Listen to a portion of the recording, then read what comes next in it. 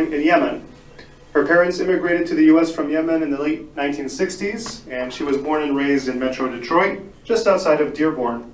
She'll be giving an overview of Yemen, its history, its diversity, and how the current crisis has affected the lives of countless Yemenis. So please join me in welcoming Summer Issawi.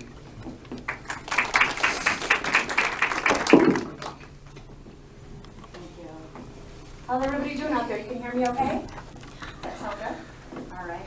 Well, thank you for having me today, Dr. Khalil, and to the rest of the panel. Very excited to hear everyone speak. And yes, being a first generation Yemeni-American or Yemeni, I'm very happy to be here and really excited to raise awareness on an issue that's really, really tragic. And the fact that you're seeing this in the news and you're hearing about it should key you in into actually how big of a deal it actually is.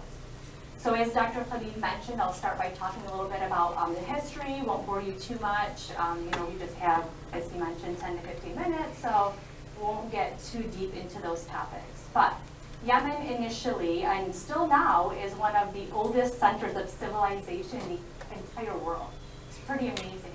More specifically, the capital city of Sana'a is said to be the oldest civilization and city that is still consistently populated in the entire world. So it's pretty amazing, and you definitely see it when you're visiting there, the mud towers and that old feel. There's an area called Bab al-Yemen, which means the door of Yemen, has spice routes and trading and buying and these old kind of markets. It's really amazing to really take a step back in time.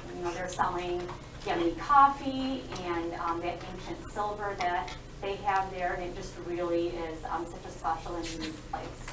So, again, Yemen, one of the oldest civilizations still around today.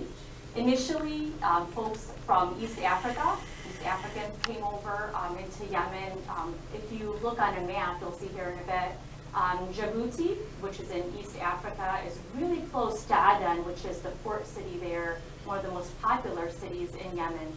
So folks have taken boats over and crossed over there and went into Yemen. Also, from a land perspective, there were major caravan routes from the Indian Ocean over to the Arabian Peninsula, India, not too far off, as well as folks in the Mediterranean regions of the world. So rather diverse and rather interesting in that spices were really popular in terms of trade. The Yemeni coffee, the mocha coffee, originates from the city of Mocha. So it's pretty amazing to see that effect that is still, seen worldwide today in the mocha coffee that we refer to having originated and grown in Yemen. You can actually go nowadays to coffee shops in Dearborn and still get, there's one place in particular who right now is selling Yemeni coffee from his family's coffee fields back in Yemen. And I know he was telling me that he was having a hard time sometimes with all of the issues going on right now in getting his imports over and so on. So it is pretty amazing to still be seeing that nowadays. Queen Sheba, you may have heard of, was around during biblical times, and she ruled parts of Yemen. And so again, you may have heard of her in ruling specific parts of Yemen, specifically in the north. A lot of history tied into Queen Sheba. In her rule, she had a very long and successful rule in those pre-Islamic times. At that time, also, Yemen was often described as Happy Arabia or Arabia Felix, which means happy Arabia. So you had very fertile valleys in areas that were lush and green, and they called them wadis or wadi. And it was really, really beautiful. And again, great for the coffee fields and some of the other things. Honey, very popular as well from Yemen, and a lot of those sorts of things. Around 630 AD was when Islam was introduced to Yemen, and at that time the Persian governor had converted to Islam, and then at that time you also saw sheikhs and tribes converting, the people, when the rulers convert, the people convert, and then you see also Arab caliphates coming into power and taking over and ruling that region. From there, you saw the north part of Yemen being ruled by different dynasties, Ottoman Turks, into Zaydis, who actually ruled well into the 20th century and actually had the strongest and longest rule in the north. The south, a little different there, was being ruled by the British. It was a British colony. And they were there, started in 1839 when they captured a British fort, and actually were there until 1972. So it's pretty amazing to talk to my dad and hear about his experiences and learning English, in school as a young boy. And you see the major differences between being a British colony versus being ruled by Ottoman Turks, Zaydis, and so on. So it's a really stark contrast. You see that difference in the way North and South do wedding ceremonies, in the food they eat. They have entirely different climates.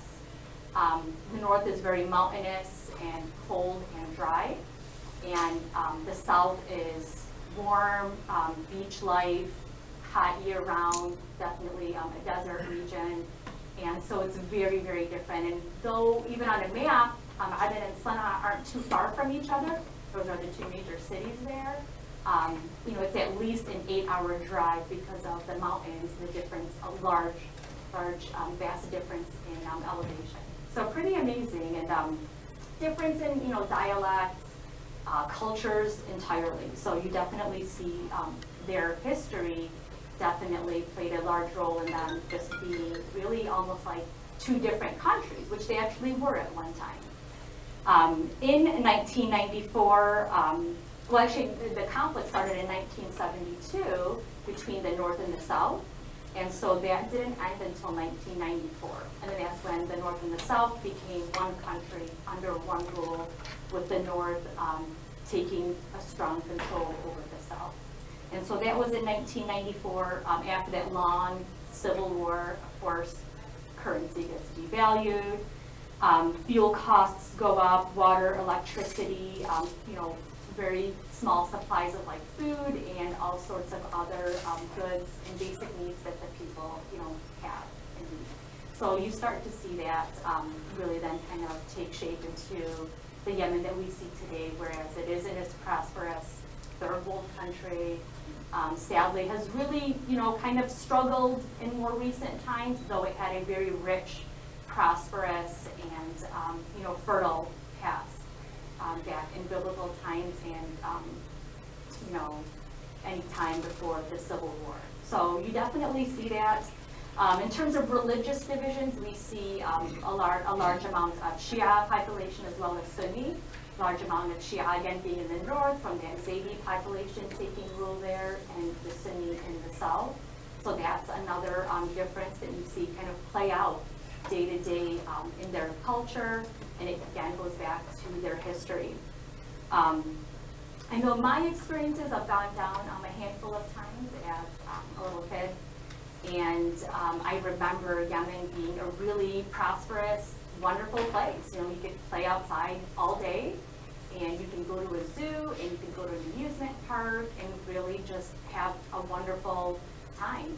Folks would get off of work early, they would come home, take a nap, or have dinner, take a nap, wake up, and everyone would be visiting or having leisure time.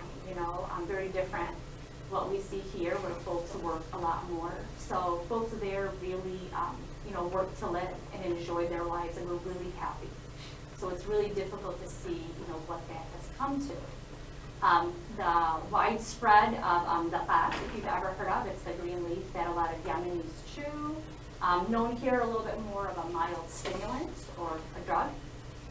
You see a lot of that with our youth and just the general population in Yemen who is struggling to find jobs, keep jobs, get paid on a monthly basis, again, deal with rising costs of their basic groceries, electricity constantly getting turned off on them, having a shortage of electricity, the heat is a killer out there, being right near the equator. So their lives are definitely a struggle. it's been really hard for me as well in talking to my family. You know, we would talk, we still do, we talk often, but I honestly struggle with that because, you know, while I love my family, it's all of my aunts, uncles, grandparents, cousins. Only here I have my parents and my siblings. But it's really hard to connect and relate. You know, while I love them, I'm living an entirely different life here. And, you know, they're living a very, very devastating and difficult life. And I struggle with how to connect. And, you know, there's only so many prayers and thoughts and well wishes that you can give them. You know, their Yemeni passport doesn't allow them to go anywhere except for Egypt. And then that obviously, you know, isn't cheap at, you know, either. So it's really, really difficult for them to live. And it's really been like that for a lot of them, the majority of their lives, you know, ever since the early 70s, you know, there has been that turmoil. So it's a really difficult time for them. And then again, you know, you see the news stories here, and you know, the cholera outbreak being cited as the worst in the entire world. Those sorts of epidemics out there, you know, they get to be really difficult to hear and see. I know the gentleman will get into more the crisis and the reasons why and the complicated issue that it is, but definitely I think honoring the history as well as the people and their resilience is definitely something to be kept in. You want to take questions at this time? Okay, wonderful. Thank you so much. Thank you.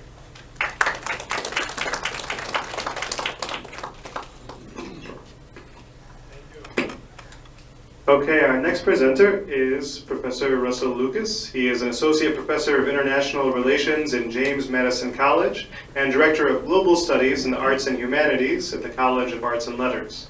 His research focuses on political institutions, public opinion, and foreign policy in the Arab world.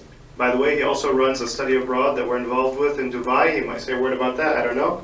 And he will also discuss for this presentation, he will discuss the political conditions within the country, within Yemen, that led to the civil war. Please join me in welcoming Professor Lucas. Thank you, Professor Cleo.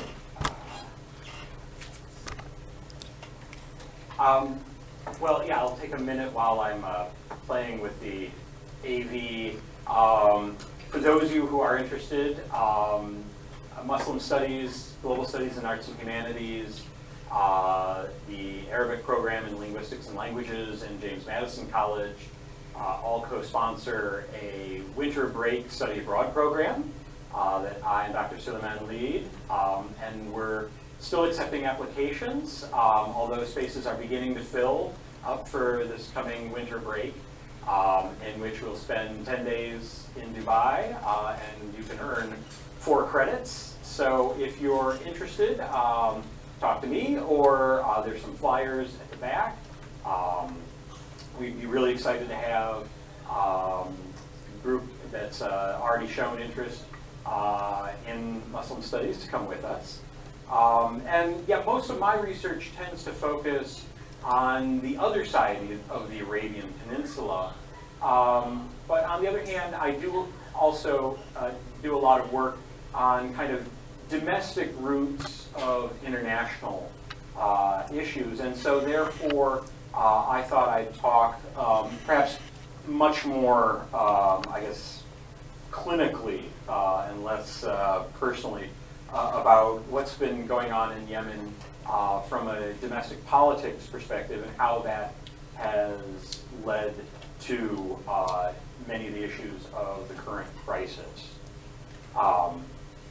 And so I'll try to take 4 key themes here, talking about some of the economic issues, the political institutional, the political cultural, and then looking at some of who are the key domestic actors over recent decades in Yemen that have led to a situation where there is a domestic conflict that has become internationalized. And I know some of my colleagues will talk about the effects of that internationally and on health issues.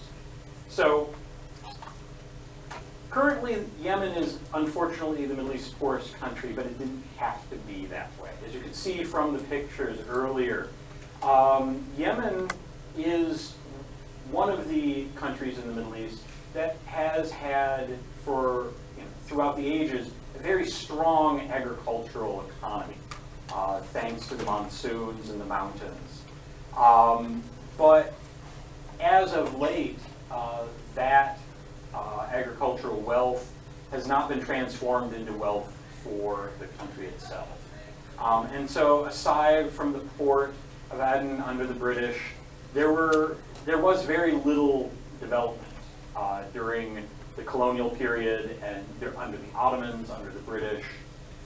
And then since independence in the second half of the 20th century, population growth, the kind of being on the periphery of some of the major trade routes in the Middle East, and especially political mismanagement, has led to an economic decline to where we see Yemen today as being, in global terms, 122nd in terms of gross domestic product of goods and services produced out of 230.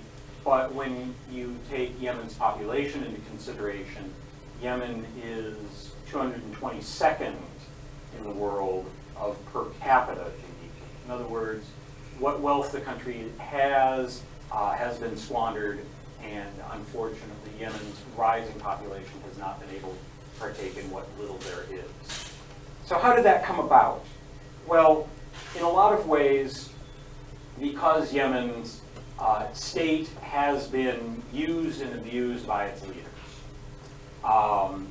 And kind of when I was at a workshop in 2010 at a Washington think tank talking about the crisis in the Middle Eastern states, and wondering how many of the Middle East states would fail in the next few years, one of the conclusions that our working group had reached was that for the most part, the crises of the Middle East were stemming from failures of governance, not from the failure of the state. But Yemen was the one state that we were truly worried about, that the state was in danger of collapsing. And so it was mentioned, there's domestic and international causes that, as the map, this shows the division of Yemen between north and south during the Cold War. In North Yemen, the monarchy that had been ruling for centuries was overthrown, and resulting in an Egyptian and Saudi war through Yemen during that time. With the fall of the Soviet Union and the end of the Cold War, South Yemen, which had been a Soviet satellite, unified under, really kind of absorbed by the North. And since that time, and actually even going back into even the late period of the monarchy, leaders have used what little resources were available for furthering their competition with one another, and rather than focusing on developing the country. And so what we've seen emerge in the second half of the 20th century and the first part of the 21st century is a series of reinforcing conflicts between elites in the capital and all sorts of different other groups in the country that have relied on family loyalties, tribal loyalties, so to speak, and that those have become activated in this condition of scarcity and conflict rather than developing a strong, unified national identity through economic development. And a lot of the reasons for that is because the leaders were so insecure in their power that the best way to ensure that they wouldn't be overthrown in a military coup was to use soldiers and military forces loyal to them and their families. And we see this as kind of a common theme throughout many Middle Eastern states during the time, but unfortunately Yemen, it is kind of carried to an extreme. Now, today we talk about Yemen often in terms of sectarianism, of a Sunni-Shia conflict. And really that wasn't the case. For the most part, while Yemen does have a social division between Sunnis and Shia, they would go to the same mosques. There was a kind of religious division. Those religious divisions could, though, tribes could be part of one denomination or the other. The other thing to keep in mind is that when we talk about Shia Islam in Yemen, we're really talking about a different type of Shia Islam than, say, that we are more familiar with in the United States, in Iraq, or in Iran. Zaydi Shias, or Fiber Shias, and we take Professor Cleo's class to get into some of these differences, tend to live in the north in the areas marked in yellow, and were the monarchy that ruled until the 60s did derive from that sect. There are smaller pockets of Ismaili Shias, and then for most of the south and on the coast, and the larger portion of Yemen's population is Sunni. But the point is really these were religious or perhaps social divisions, but they were not politicized in the same way that they have become. Actually, we'll come back to that. And I think for a lot of the reasons that we can trace is a lot of those political divisions kind of rest at former President Ali Abdullah Saleh's hands. He rose through the military in the north, and then in 1978 became president of North Yemen following the overthrow of the monarchy and a series of military coups, and then finally the assassination of his predecessor. He presided over the unification of North and South in the 1990s, and he has famously said that he kept power through dancing on the head of snakes, through balancing different political, tribal, and military factions in Yemen, leading to him being one of the region's long-standing leaders,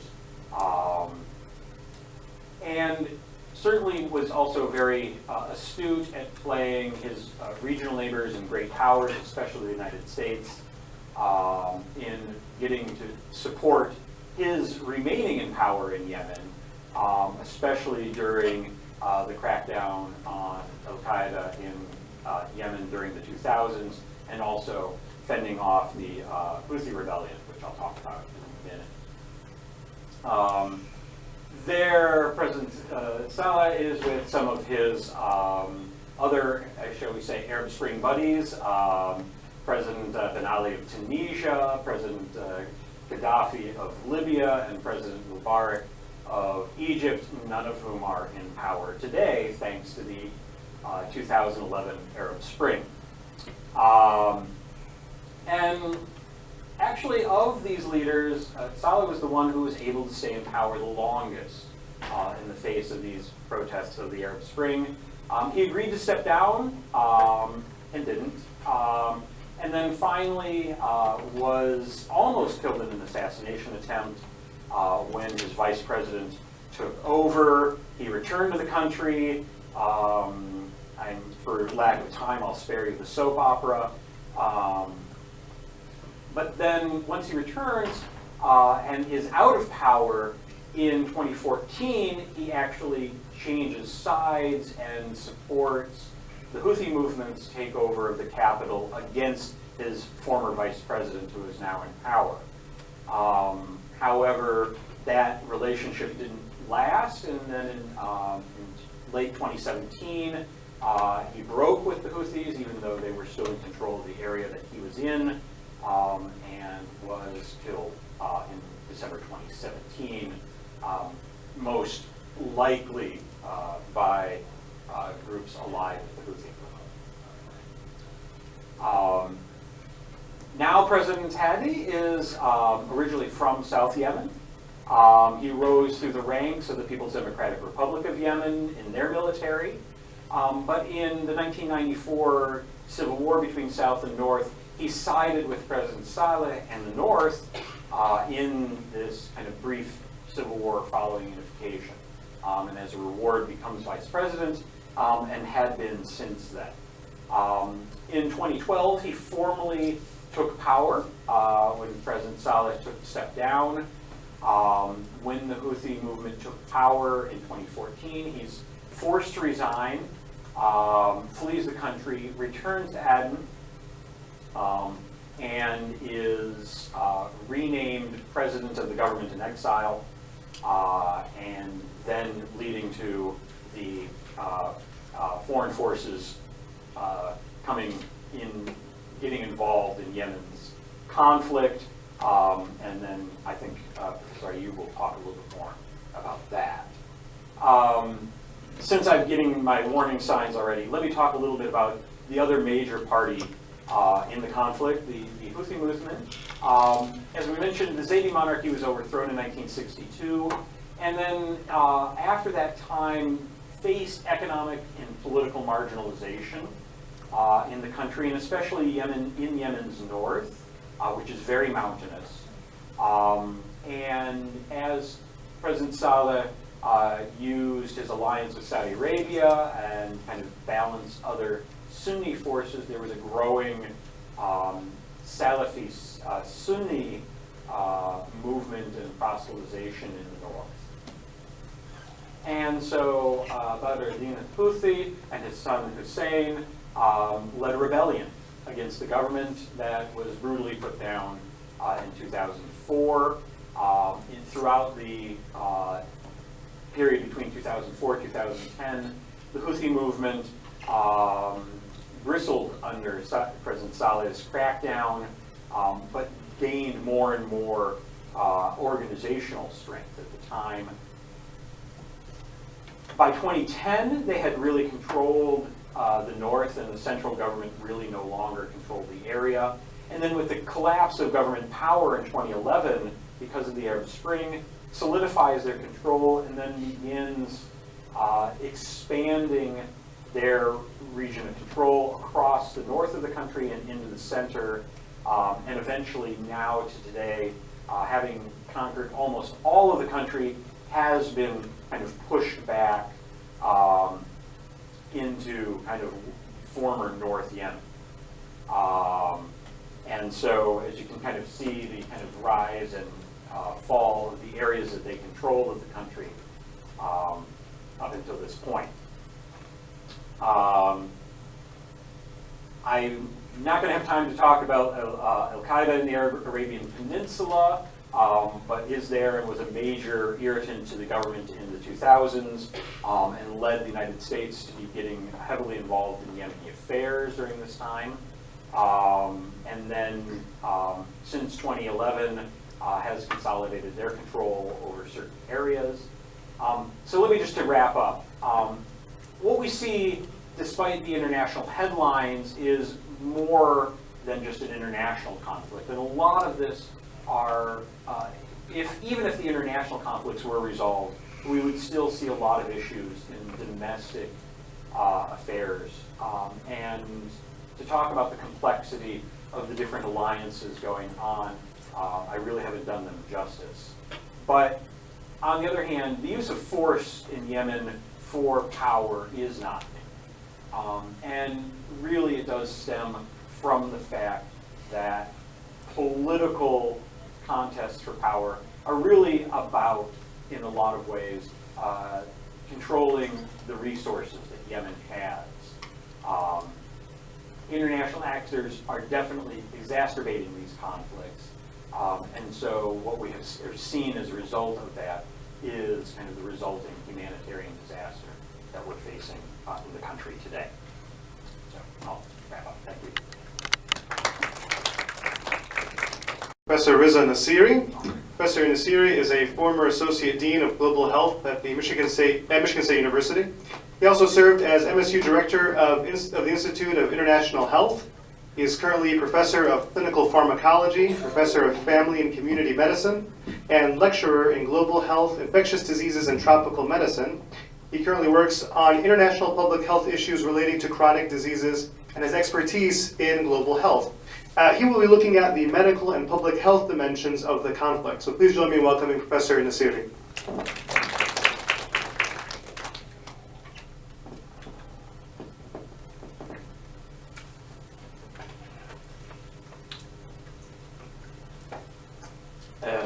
Thank you, Professor Reza.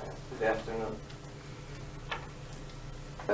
When we teach our medical students on conflicts and public health, this is probably our first slide.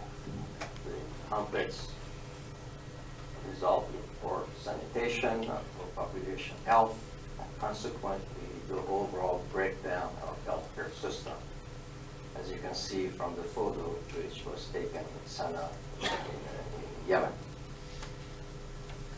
So the conflict in Yemen doesn't seem to end. It has its peaks and troughs. And as you know, there are a group of militia called Houthis, and they have recently even launched missiles to Saudi Arabia. But we should also take into consideration there is a Saudi United Arab coalition that they are continuously bringing airstrikes to Yemen.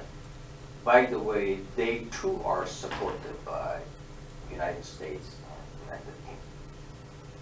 So you can see from this slide, this is a little bit older slide, but up to 6 months ago, there was even 16,000 air strikes in Yemen. It was not all over all corners of Yemen, basically from Sana'a all the way to Aden and the other ports through Red Sea. That's a lot. That's a lot.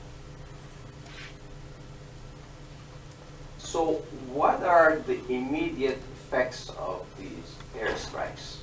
Well, it targets the water facility, targets the electricity that the first speaker alluded to, the sewer system, which is very vital for the sewer system not to be disrupted.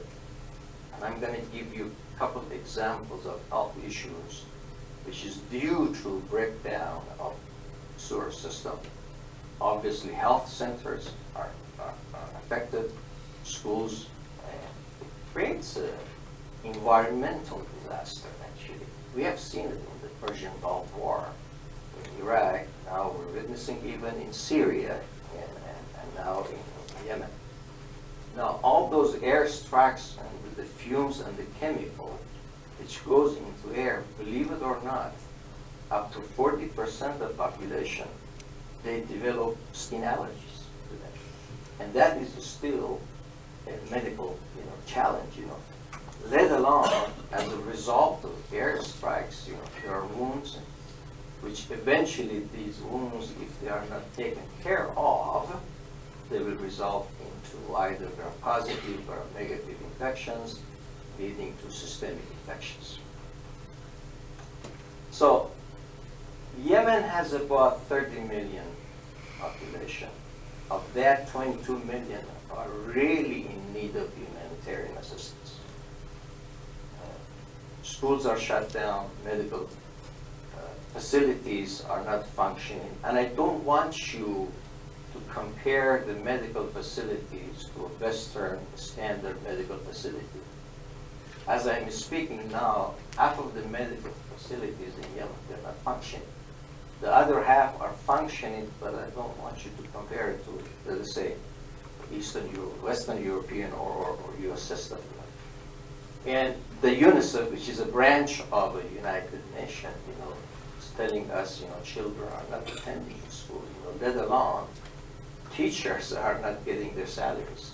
So you can see it's a multifactorial issue which then affects the healthcare system and public health sector.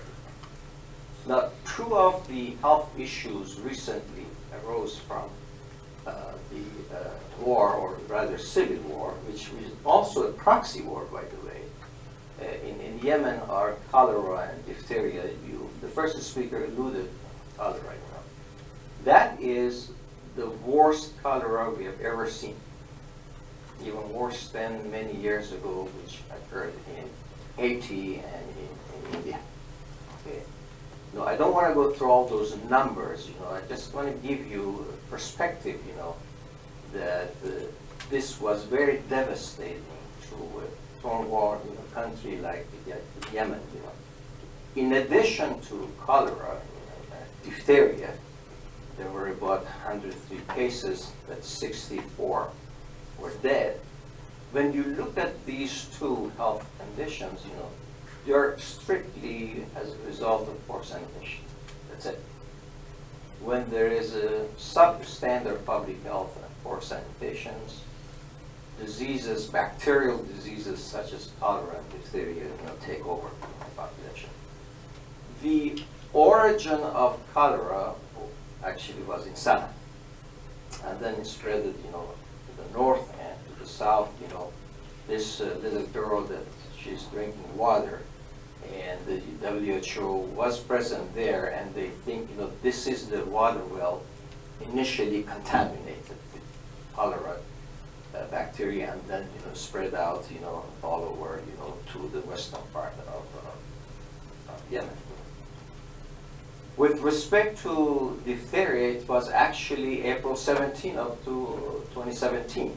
The WHO received, you know, some words that it started from the Ayoob governor, if I could just, there we go, which is south, which is, Taiz is below Ayoob governor, which then quickly spread, you know, to Sana area, you know, and even, you know, Aden, you know.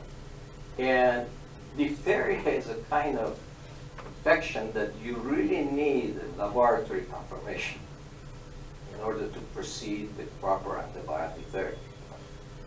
But also, for diphtheria, there is vaccination, you know, tetanus, diphtheria, pertussis, that we all receive here in the Western world, you know.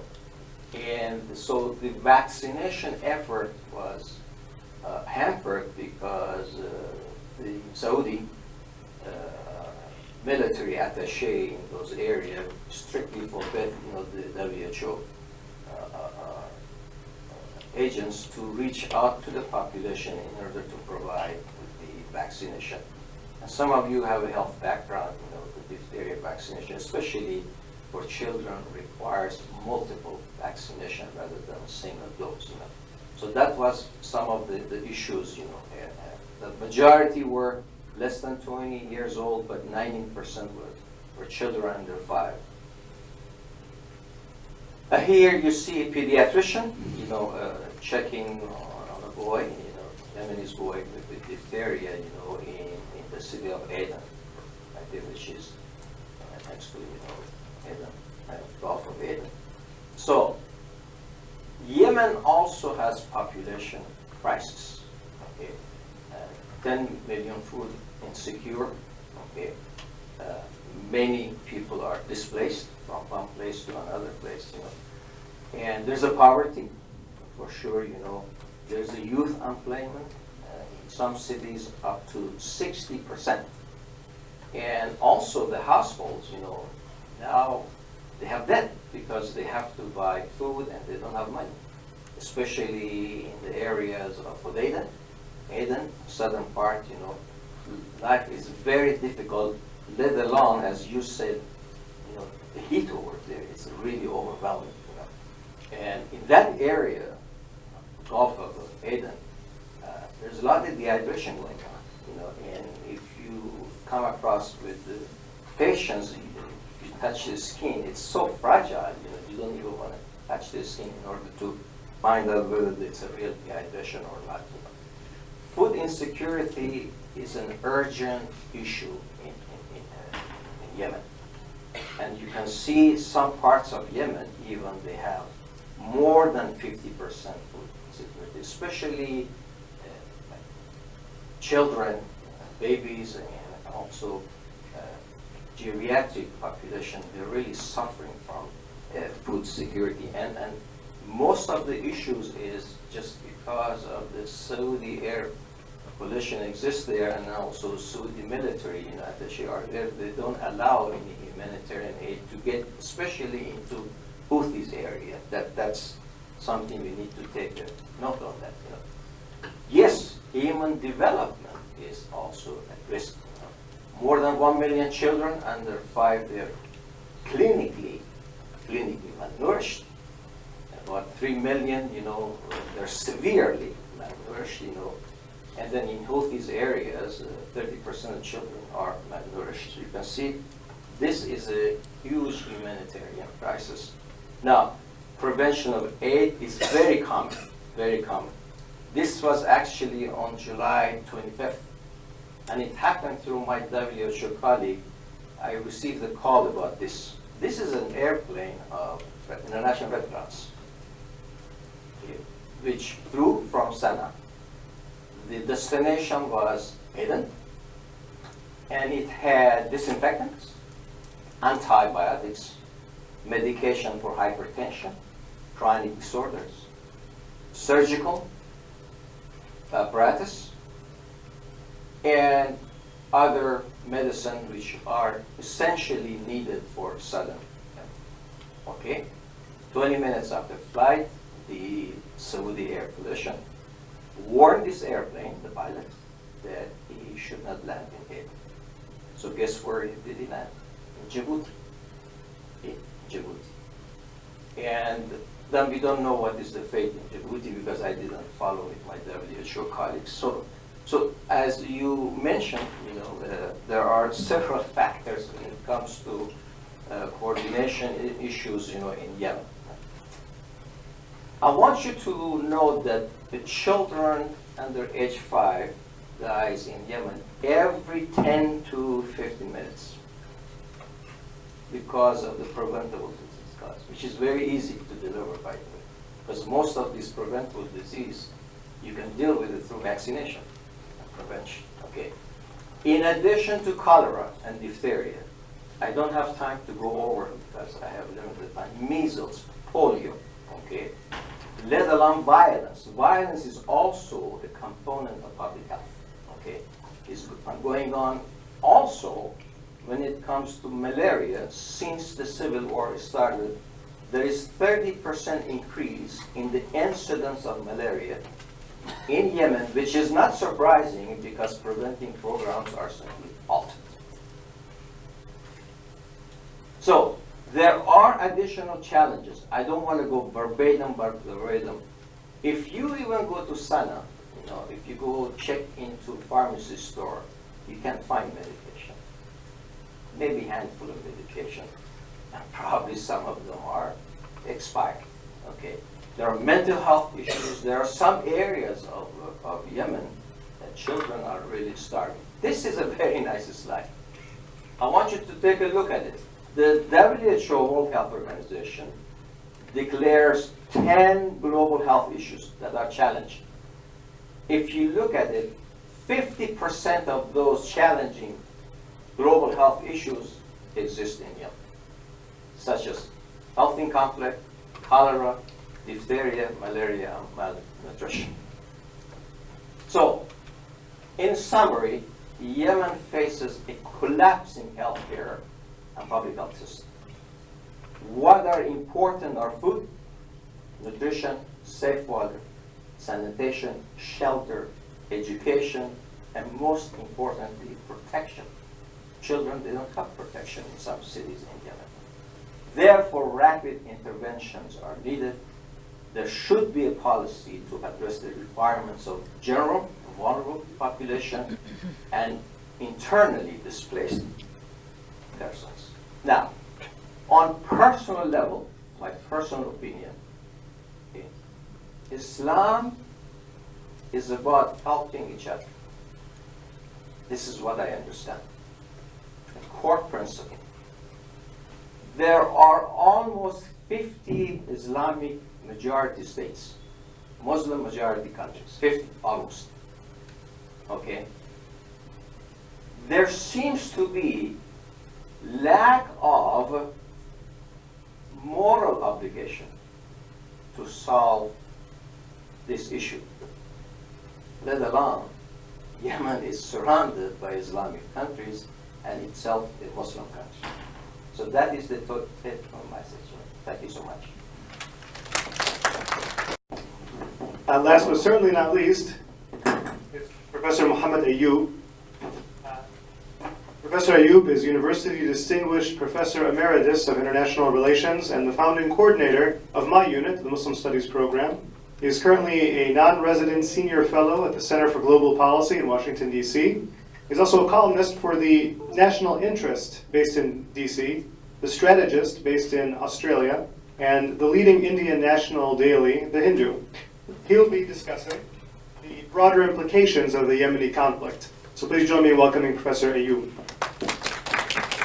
Oh, and by the way, I know the acoustics in this room can be funny at times. Can you all hear okay so far? Okay, good. If you can't, let us know or maybe move forward. Thank you. Can I speak from here? Of course, yeah.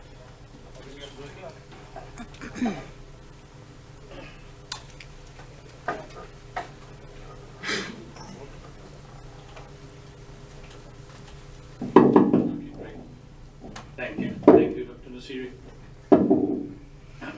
As Russell Lucas mentioned in his presentation, international intervention may not have created, but has certainly highly exacerbated the conflict in Yemen and the consequent human suffering there.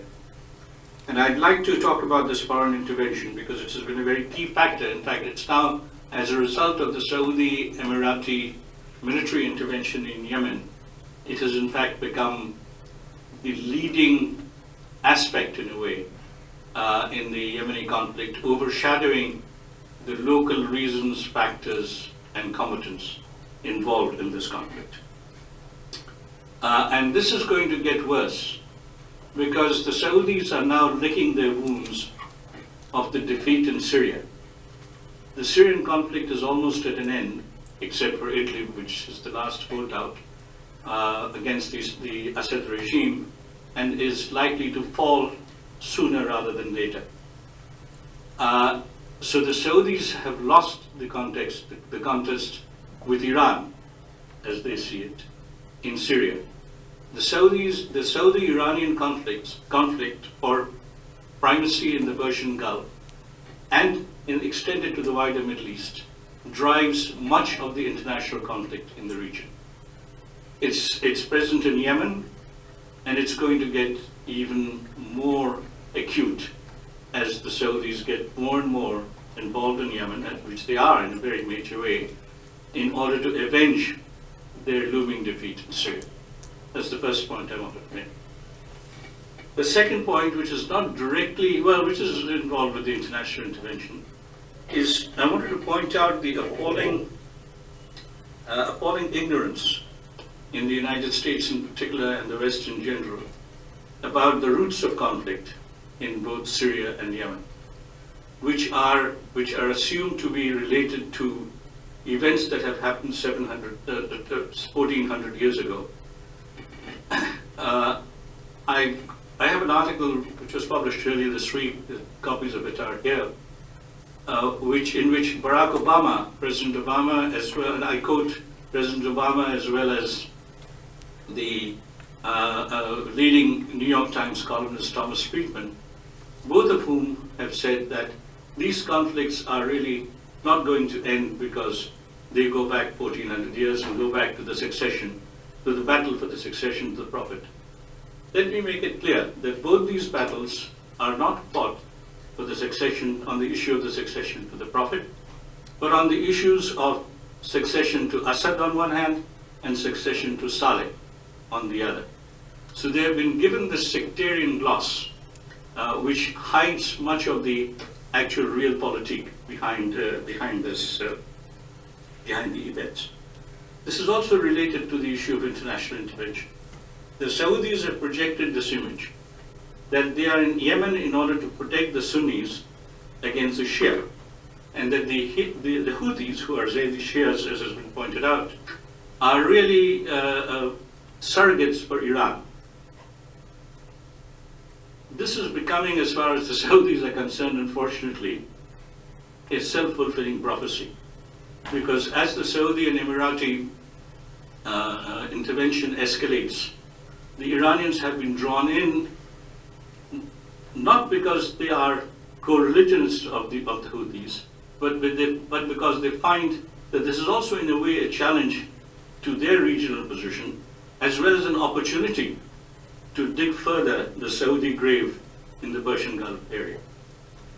What's interesting is if you go into the history of Yemen, not too far back, but go back to the 1960s, the kingdom of the Zaydi kingdom was mentioned. It was actually known as the Imamate of Yemen. It was a Zaydi Imamate. The Zaydi Shia are Shias, but they are not Twelvers of Iran, not like in Iran or Iraq, or the majority of Shias in the world. In fact, they are much closer to Sunnis than they are to Shias. And the Imamate of Yemen ruled large swaths of the country until 1962, when there was a pan-Arab revolutionary movement or coup within the Yemeni army that challenged and in a way overthrew the Imamate. The Saudis got involved, but guess what? They got involved on the side of the Zaydi Shia for the simple reason that the revolutionary coup, or the officers who staged the coup, were allied with and supported by President Nassir of Egypt, the leader of the pan-Arab movement and of Arab nationalism and anti-monarchism at that time that threatened all the monarchs of the Arab world. In fact, there was a book written at the time by a friend of mine who's no longer alive, Fred Halliday of the London School of Economics, called Arabia Without Sultans, or Without Sultans, as people would say here, which projected this future, not only for Yemen, but for Oman and for the rest of the Persian Gulf. Unfortunately, it didn't turn out to be correct. But the Saudis were involved actually on the side of the Shia to prevent the pro-Nasser movement from gaining ground in Yemen, next door to Saudi Arabia. And now the Houthi movement, in a way, is a descendant of the Imamate in terms of its ethno-religious composition. But they are seen as the greatest threat to Saudi Arabia, and the sectarian gloss once more has been given to this conflict in order to legitimize Saudi intervention in Yemen in the eyes of the Sunni Muslim world. So that's something that also we need to keep in mind.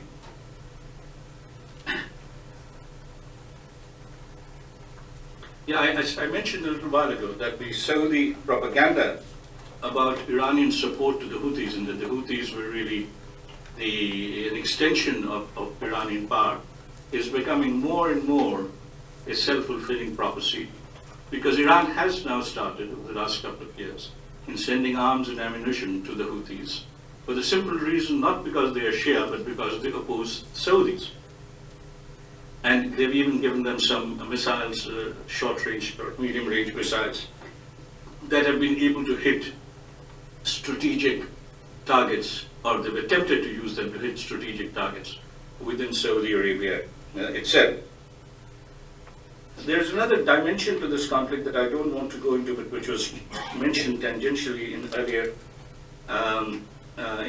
earlier presentations about the South Yemeni dissatisfaction with the distribution of power in the unified Yemen.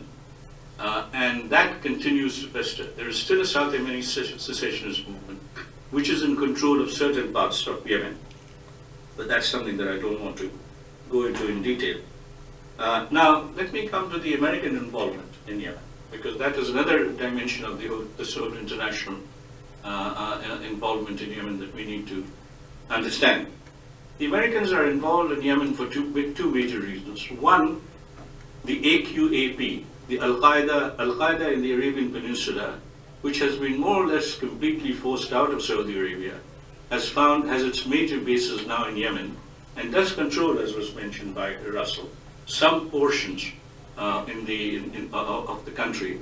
And the AKAP, the Al-Qaeda in the Arabian Peninsula, is probably the most active remaining active arm of Al-Qaeda, and is anti-American, is viscerally anti-American. So you hear of this American bombings and so on and so forth of AK-AP bases, hideouts, and so on in Yemen. That's one of the reasons why the Americans are involved, why they supported Saleh, as was mentioned earlier, and why they are also cooperating with the Saudis, because they agree on this.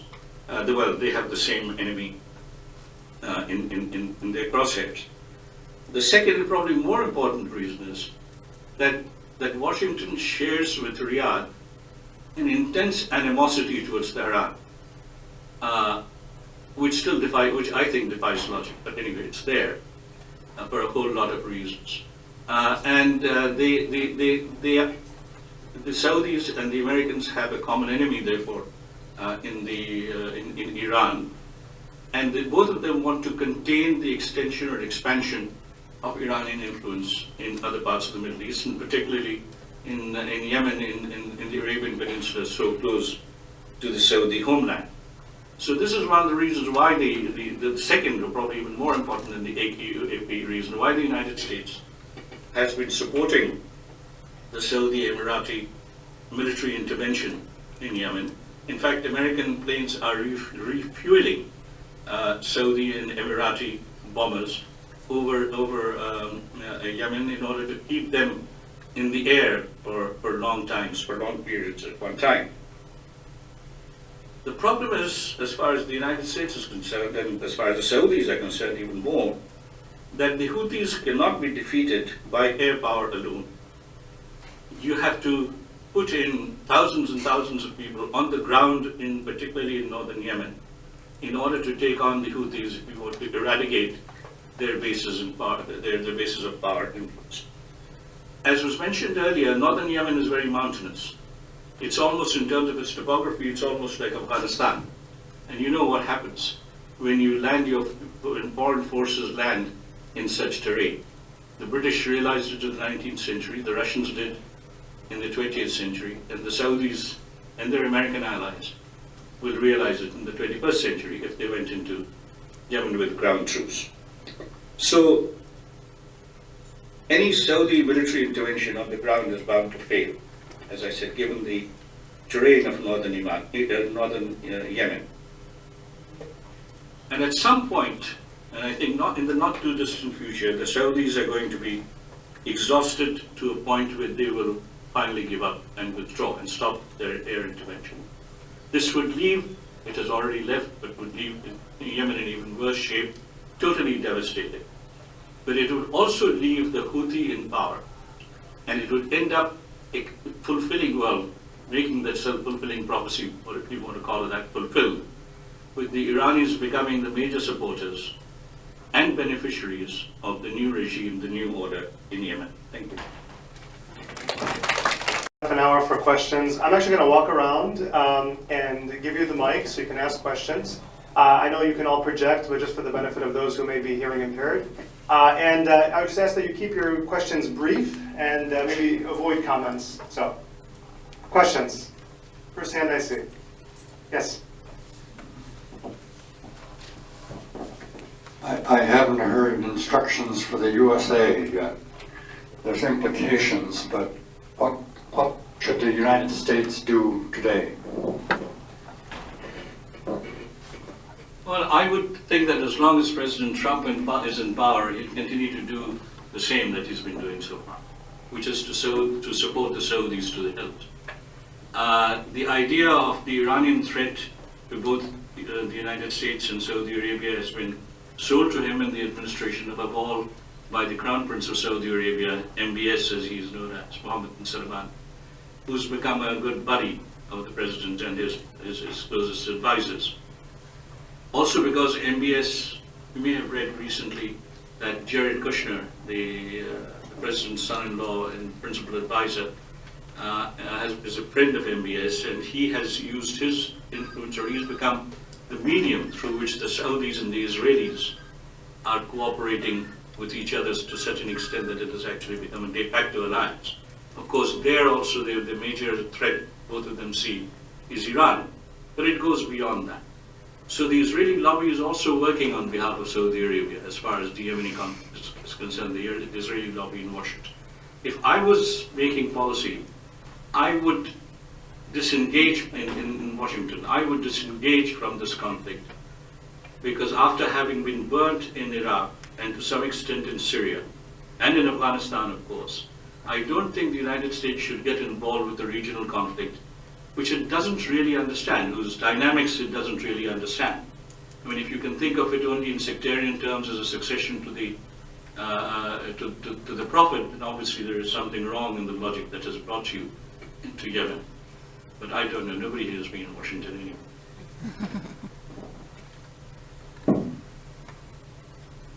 I think I'll. Okay.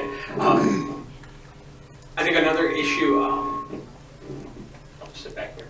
I think another point building on that is, once again though, I don't think that the Trump administration would be interested in doing anything other than it is currently doing. But you do see growing opposition to U.S. support for the Saudi Emirati intervention growing in Congress, and it is bipartisan. Both Republicans and Democrats are beginning to question the use of U.S. resources and equipment in the conflict, and there is some growing questions about what is the United States doing in Yemen, and beginning to ask the Trump administration some of those questions. This is still a nascent issue in Congress, but one could see that in the future, as the humanitarian issues get more known, that these questions perhaps will be asked more, and I think that's one thing that where the United States may start seeing foreign policy changing out of these moves by members of Congress.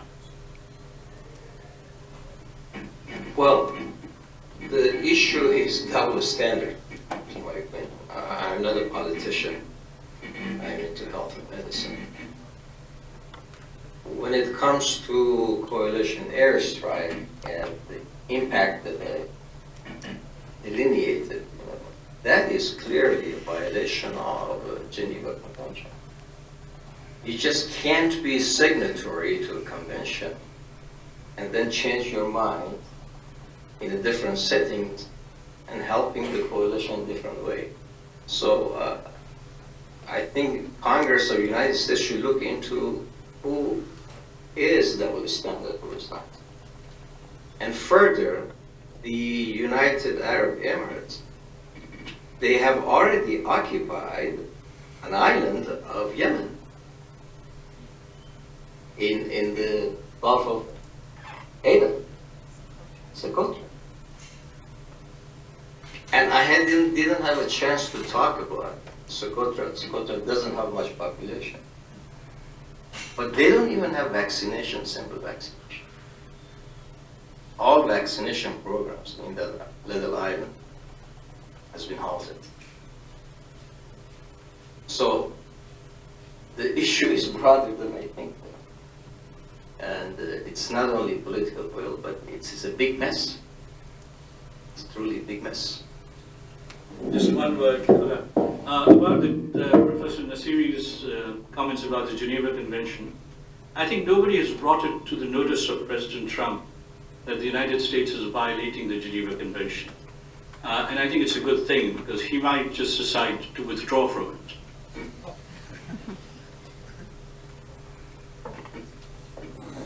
I have a question back here. Oh, Summer, did you want to respond? No, I'm good. Okay, yeah. Should we expect any changes in the United States foreign policy in regard to Yemen after the upcoming midterm elections? No, I don't think so, because it wouldn't make any difference as far as the President Trump and the executive is concerned.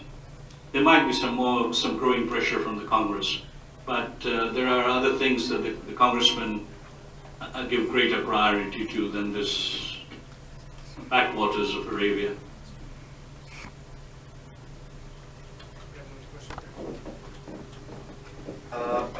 So let's say that theoretically the international community were to pull out, like the U.S., et cetera, were to pull out of Yemen.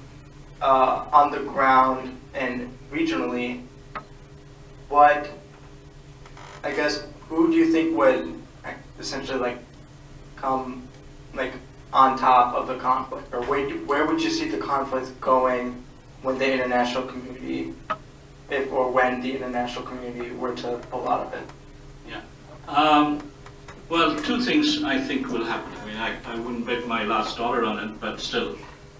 One is that I think as far as North Yemen is concerned, controlled through Sana'a, the Houthis will take over fully. And the other thing that might happen is that we might have two Yemens rather than one, with South Yemen seceding from the Yemen Arab Republic and going back to its old incarnation as not as PDRY, the People's Democratic Republic of Yemen, but as a South Yemeni state distinct from North Yemen. And it's very interesting. Colonial boundaries, colonially crafted boundaries, which we all attack so much, had a certain logic to them. You saw that in Eritrea's secession from Ethiopia, for example, and in Somalia, the North and the South, the British North and the Italian South were fused together. But now, when we talk about Somalia and what's happening in Somalia, we're basically talking about the South. The northern Somalia, the old Somaliland, British Somaliland, has for all purposes opted out of what's going on in Somalia. The same thing is likely to, I mean, as I said, I can't predict, but it's likely to happen in Yemen, with the South going its own way and the Houthi North going its own.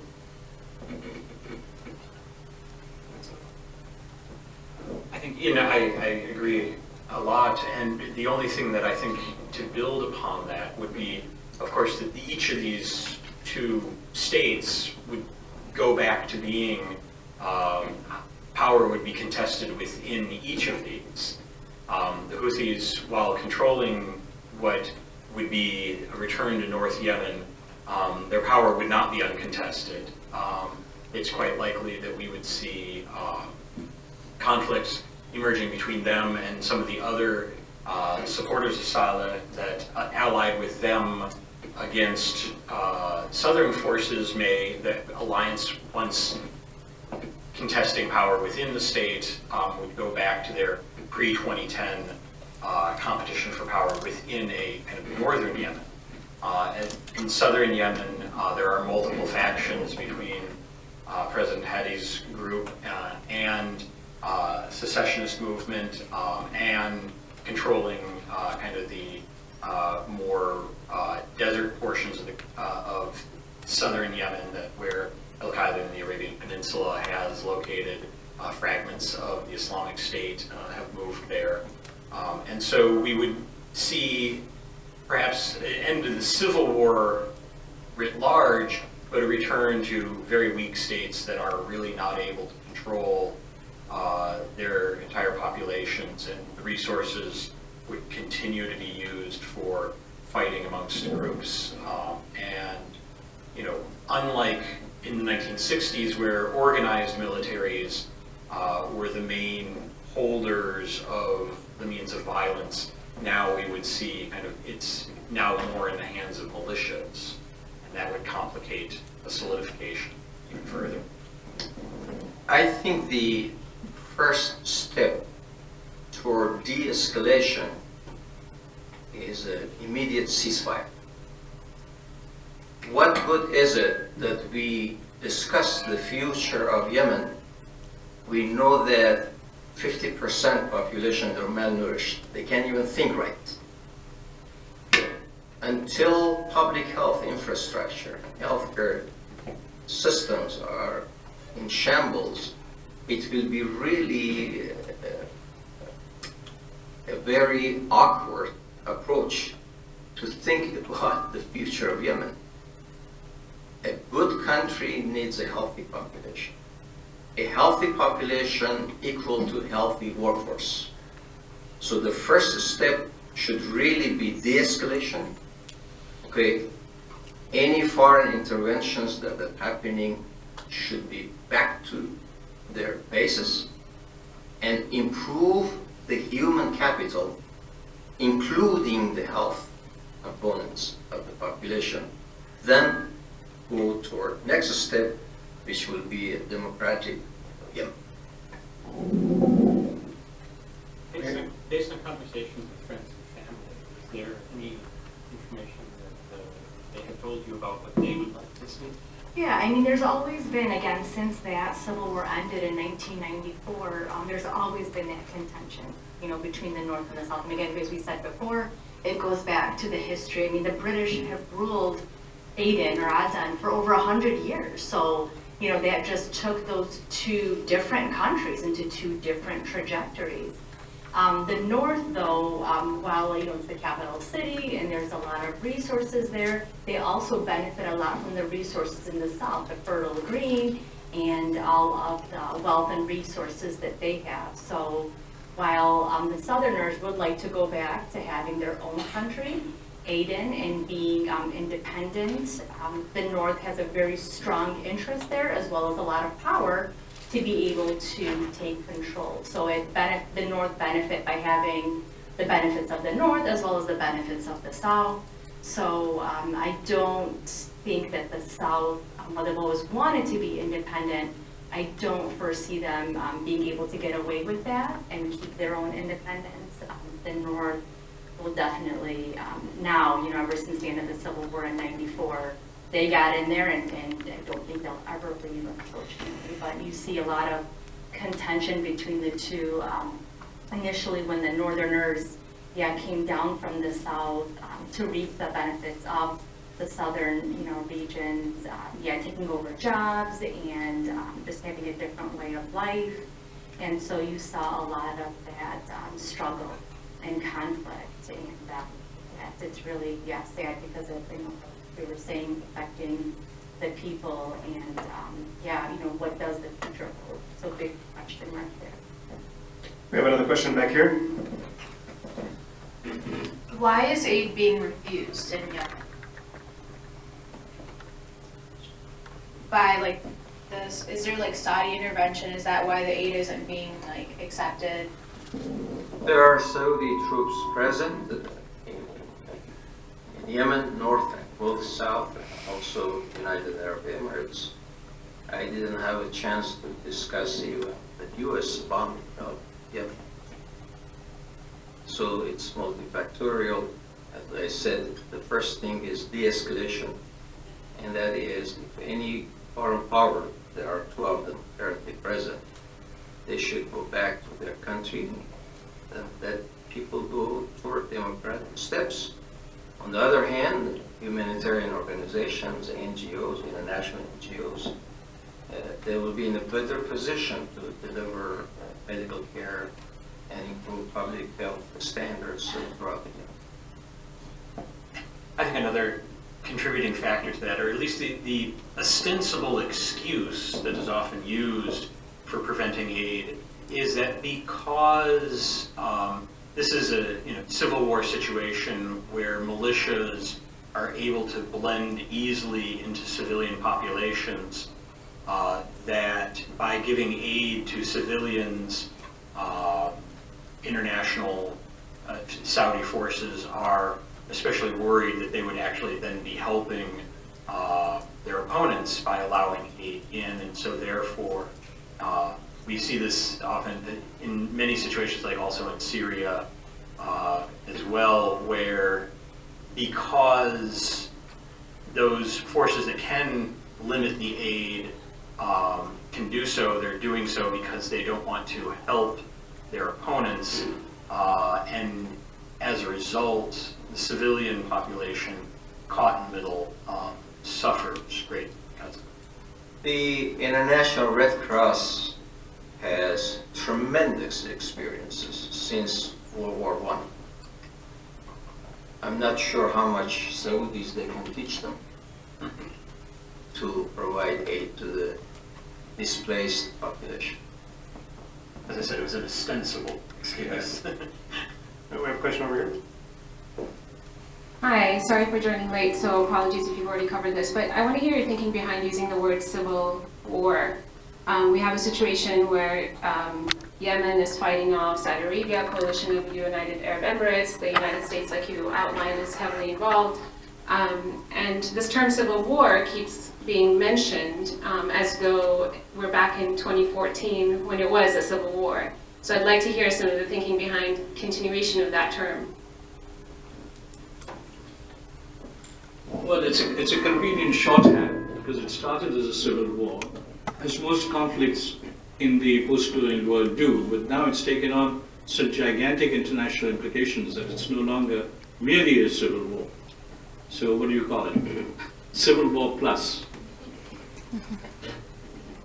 Yeah, I think it's and most civil wars, the American thinking of this tends to think of in terms of lines of blue and gray aligned in Gettysburg, but of course we also tend to forget about the British and French role in that conflict as well. All civil wars have international dimensions and international actors get involved, and in Yemen, in Syria, we see this heavy regional and international involvement in what begins as a civil war, and we'll just keep calling it that.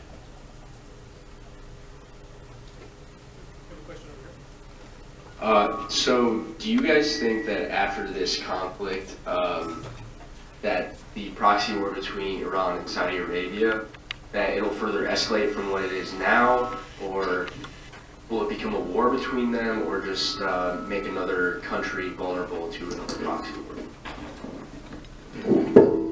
Left to the Saudi Crown Prince, he has made it clear in the interviews and speeches that he'd like to take the war to Iran, which means actually to Iranian territory. He has these ambitions which border on the imbecile, basically. And I have a feeling that whatever happens in Yemen or what doesn't happen, it might go on for some more time. The contestation for influence between the Saudis and the Iranians will continue.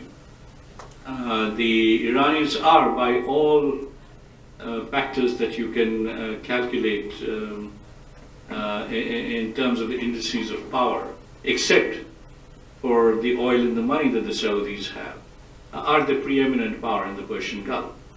But the Saudis have never reconciled themselves to that. The Saudis are the revisionist power in a way. People tend to think that the Iranians are the revisionists, but it's actually the other way around. And the Saudis have, been trying to impose their will on the smaller Gulf sheikhdoms, which they have done with considerable success.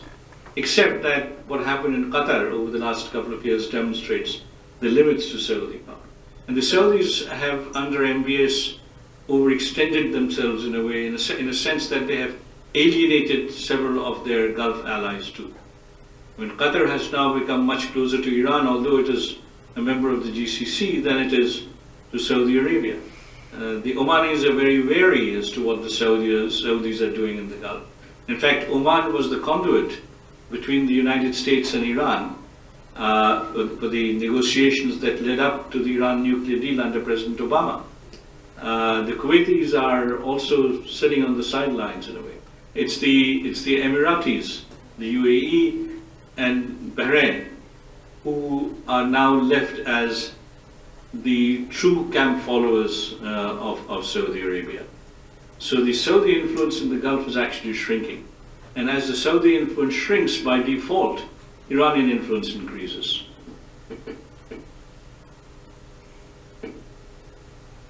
Next question. Yes.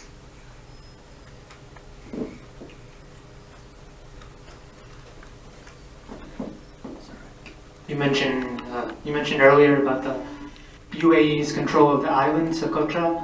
And what are their interests in Yemen? Are they the same as Saudi, or do they have some different interests? Because I've read that they support the secessionist movement in South Yemen. Is that true? I don't know whether they support the secessionists. They have some militias in the south. Well, they to answer the broader question, the Emirati interests are aligned with the Saudis, but they are not necessarily the exact same. Right. And their interests are also, in terms of kind of, they're often more involved in the fight on the ground. And so therefore, they are especially interested in maintaining some of the kind of access to the shipping lanes. And so that's one of their interests in Yemen as well. And so there is a little bit of tension that every once in a while you can see blips between how the Saudis wish to continue and how the Emiratis wish to continue. And the Emiratis are, also beginning to become adept at projecting power outside of their country, and their military forces have grown by leaps and bounds over the past few years in terms of what they can do. And so there is a certain amount of the Emirates is also trying to set up some territorial connections that can also link to their some of their commercial interests. But it's not solely commercial, it's not solely military, but they're also trying to kind of show that they are an independent actor outside of Saudi Arabia, in addition. So it's not clear, they're not stating very obvious, there's no obvious statements of their intentions in the same way that Saudi Arabia has stated their grand strategy in this. But reading through some of the Emirati actions, you can see that kind of control over certain ports and having access to those is something that they're definitely looking after to perhaps keep control of directly or indirectly through commercial partners or local partners now. I think the Emirati involvement or the Emirati policy in general is also related to the equation between Abu Dhabi and Dubai and within the UAE. Abu Dhabi has always been much more supportive of Saudi goals, whereas Dubai was relatively closer to Iran for commercial reasons more than anything else. But since the Dubai economy collapsed a couple of years ago, 3-4 years ago, and Abu Dhabi bailed it out, the Abu Dhabi line basically has taken over in terms of foreign policy. Take one more question, and then we'll see if there are final thoughts from the panelists. Thank you all. With the return of the old sanctions on Iran, what do you see the role of Iran going forward? Is it going to increase, decrease? Will it use Yemen as a card to negotiate with the U.S.? How do you see that in terms of, given the sanctions are really, taking their toll in Iran? Yeah, I mean, as far as I said this a long time ago, but the Iranians are very pragmatic in terms of both foreign and domestic policy, for that matter. And I had argued they might well at some point decide to give up their Yemeni card if they get something very substantial in return. They might, to some extent even, although I don't think this will happen anytime soon, decrease their presence in Syria, if that would help them. Decrease, not completely extinguish their presence. What they will not give up is their influence and presence in Iraq. Because to them, Iraq is extremely important. It's the next door neighbor. Saddam Hussein forced an 8-year-long war on Iraq, supported by the Saudis and all the Gulf Sheikdoms, that left Iran, a million Iranians dead. And one of the things that Tehran is adamant upon is that shall never be repeated. But I think there are sort of gradations. This is my own reading sitting here. I'm not in Tehran, I've not talked to anybody in Iran for a long time. That if there's a gradation of interest, it's Iraq first, Syria next, and Yemen third.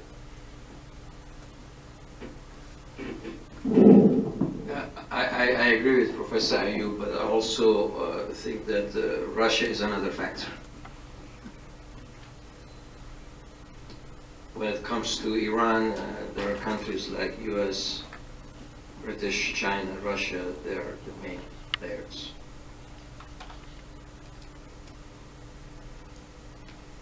I really don't have much to add other than I think, you know, just keeping in mind from the Iranian perspective that, you know, this is a fairly low cost, high gain support, you know, when the amount of military equipment that they're providing, or at least that we know that they're providing, is, you know, relatively small. And once again, it's also been they're able to run that through allies from Syria, from Lebanon as well. So for Iran, it's a card that, you know, they can just give a little bit, you know, in rhetorical support is, you know, very cheap.